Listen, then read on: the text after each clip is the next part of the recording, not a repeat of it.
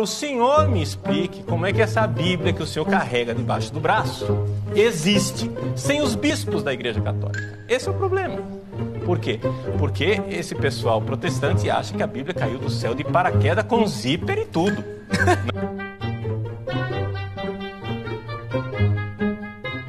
Porque quem foi que disse que, por exemplo, não vamos nem entrar no rolo dos livros do Antigo Testamento.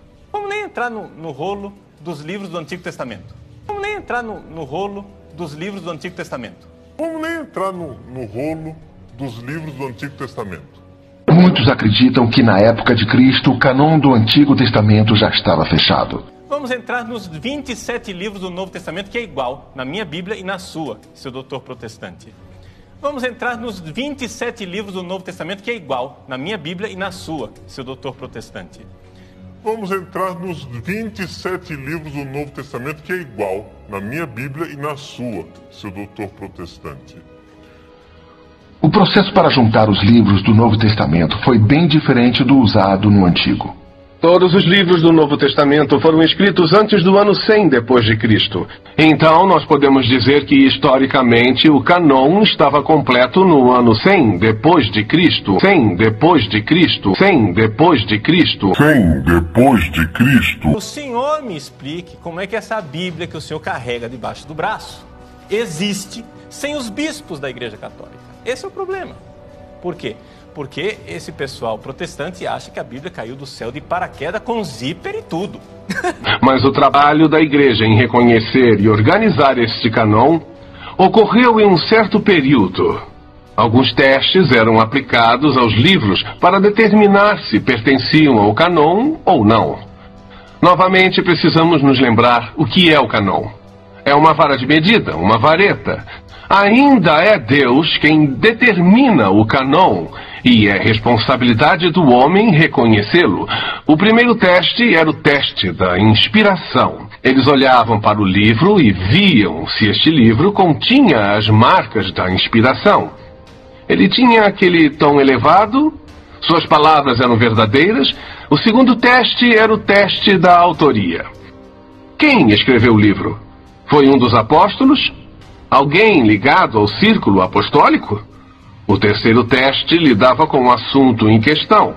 Ele centralizava-se em ou sobre uma pessoa e no trabalho de Jesus Cristo, e alguém já disse bem que o próprio Cristo e o cânon, ele é a medida. Então medimos o livro pelo que ele fala sobre Cristo, e o quarto teste é o que chamamos de leitura pública das Escrituras. Era lido em cultos de adoração?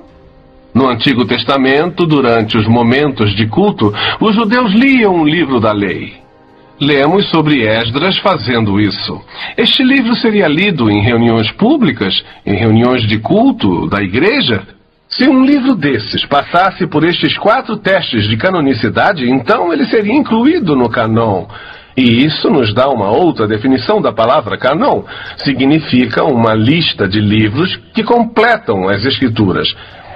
Por volta do ano, digamos, 165 depois de Cristo, no ano 165, chegou-se a um acordo geral sobre os evangelhos, que estavam agora circulando como unidades, e as epístolas de Paulo.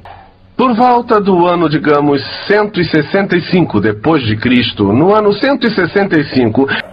Por volta do ano, digamos, 165 depois de Cristo, no ano 165... O senhor me explique como é que essa Bíblia que o senhor carrega debaixo do braço existe sem os bispos da Igreja Católica. Esse é o problema. Por quê? Porque esse pessoal protestante acha que a Bíblia caiu do céu de paraquedas com zíper e tudo.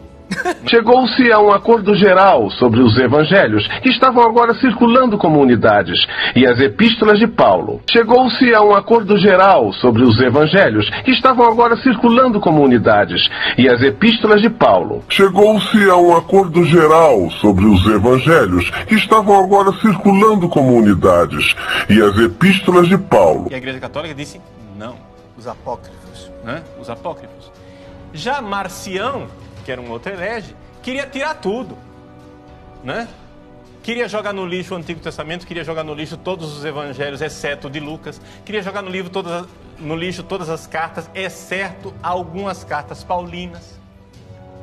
houve 3 séculos de briga. Se não fossem os bispos da Igreja Católica, de que jeito que o senhor tinha esses 27 livros aí debaixo do seu braço?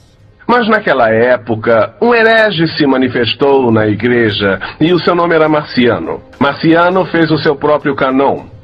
Tinha 11 livros, um evangelho que era o Evangelho de Bluff e 10 das epístolas de Paulo.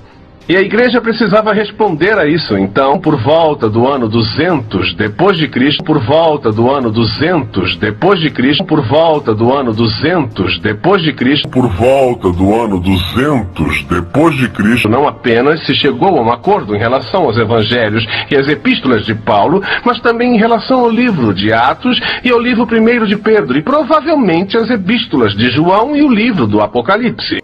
Se o senhor tem Bíblia, o senhor deve isso à Igreja Católica. É isso.